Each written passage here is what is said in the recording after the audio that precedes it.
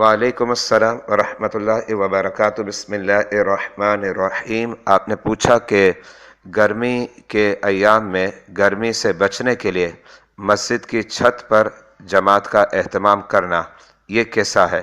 تو اس کا جواب یہ ہے کہ گرمی سے بچنے کے لیے باقاعدہ مسجد کی چھت پر جماعت کا اہتمام کرنا یہ مکروہ ہے۔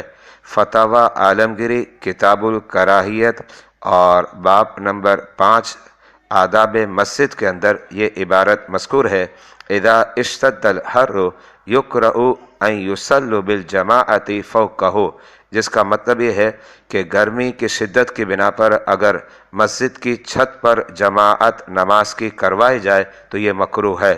واللہ اعلم بالصواب۔ محمد وسیم ضیائی، مرکز العلوم الاسلامیہ، اکیڈمی بادامی مسجد مٹھادہ، کراچی، پاکستان۔